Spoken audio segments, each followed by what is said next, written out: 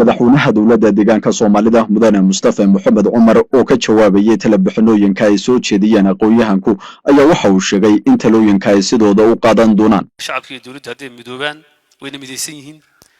structure amni oo habboon uu jiro fal dambiyeed way fulin karaan mararka qaarkood waa la oran karaa khatartu way jirtaa fulin karaan maaha laakiin way yani possibility way jirtaa haddii failure uu yimaado oo amniga xaggiisa goldolooyin ka yimaadaan dhacdooyin way dhici karaan laakiin fikirka xagga ay ka fuliyaan marna xagga ma keeni karaan haddana inkastoo waxa laga barto la oran karo wixii keenay inayna soo weeraraan iyo fikrada iska bedelay waa la garan karaa waa Ethiopia way jiracdan bay u arkeen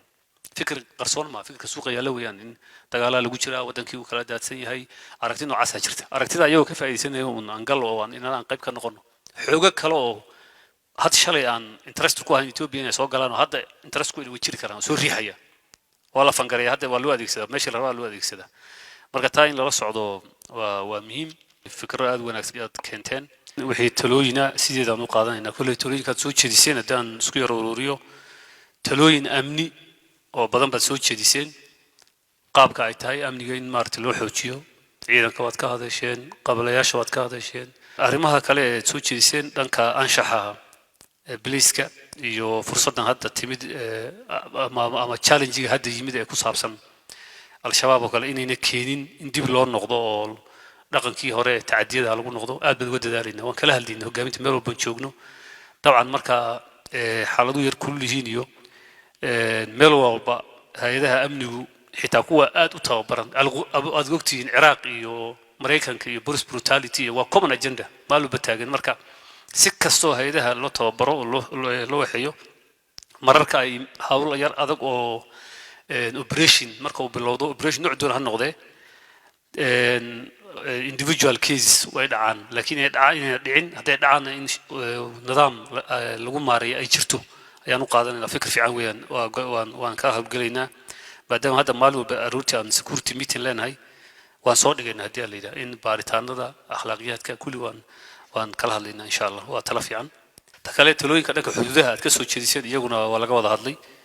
waa habboon yihiin qaarkood intii hadda ay arrintu dhicin baa laga wada hadlayba baysooyin xuduudaha deegaankeenu xuduudada waa xuduuda integrated noqday xuduudada wax uga aan noqon integrated inaad fahantaan networks-ka ugu muhiimsan dhaqso in loo doono hadda waliba maadaama khatar amni jirto in xillada fursadda looga faa'iideysto in loo yeero Ethiopia Telecommunications in maaragtay xuduudaha meelaha ku yaala dhaqso loo gaaro waa muhiim halka kaliya maaha laakiin jiga meelo aad ugu dhow aan lahayn baa jira network marka guud ahaan development deficit ka jira deegaanka bay qayb ka tahay arrinta goldolada xadka ka jirtay population u badnaa meesha ku noolaaba meelaha qaarkood aan lahaynba marka tuulo walba hal geli lama oran karo hadda waqti bay qaadani coverage-ka laakiin in arrintan aan ka faa'iideysano baan u qaadanaya fariina oo meelaha xuduudaha ee amdaradu ka jirto argixisadu ay kala baqtiisanayso kala shidanayso networks-ka inaan ku weyn geyno hadda fursad baa jirta waa sax weeyaan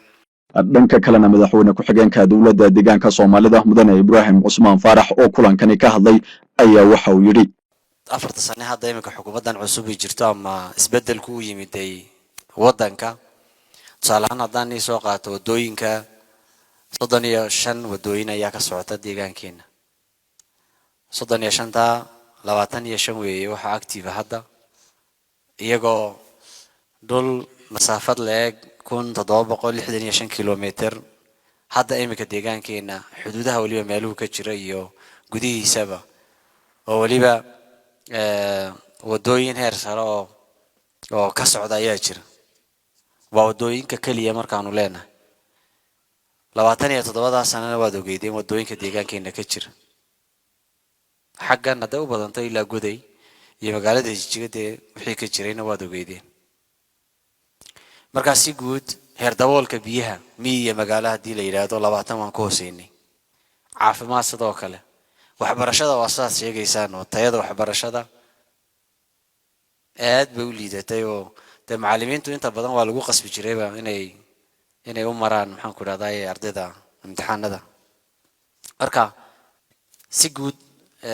culayska iyo dhibta jirtay deegaankeena kullee baahida guud ee ka jirtay ayay tilmaamaysaa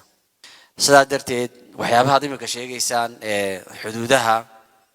meelaha hadda imika uu dagaalku ka jiro inta badan saad sheegaysaan horumar la'aan baa ka jirta hadda imika goobta hay-adda imika dagaalku ka socdo waad arkaysaan meesha keliya u sokaysa waa Goda iyo Hargeysa saad sheegaysaan oo hospital ka jiro wadooyinka waad aragteen biyaha sidoo kale culays badan baa ka jira oo dadku way dareemayaan biyo la'aan aad balaaran baa ka jirta marka sidaa darteed waxyaabaha xukuumad ahaan sanad miisaaniyaedka hadda ayaan galay golaha xildhibaanada fadhigiisii ugu horeeyay waxyaabihii ugu muhiimsanaan isla qaadanay waxaa ka mid ahaa inaan xoojino horumarka xuduudaha sidoo kale baahida ka jirtana la isku dayo in wax laga qabto marka way noo qorshaysan yahay waan isku day doonaa insha Allah inaanu horumarka wax laga qabto waxa hadda si guud loo asaasay gudiyaal kala duwan inay hawlahan wax ka qabtaan marka gudiyo ay hogaaminayaan oo gobolada maamul magaalooyinka u baxay baa jira oo ilaa 15 maalmood ku maqnaan doona kana soo qaban doona arrimaha imika sheegaysaan wacyigelintana sidoo kale hoos u dhaadhicinay marka taay way jirtaa si guud oo waxyaabaha la qabanayo way caddahay ujeedada guud ee kulanka xukuumadda iyo aqoon-yahanku ay isugu yimaadeen ayaa ahaa isxog waraysi guud iyo inta la bixino la xidhiidha xaaladda amniga deegaanka lagu kala qaato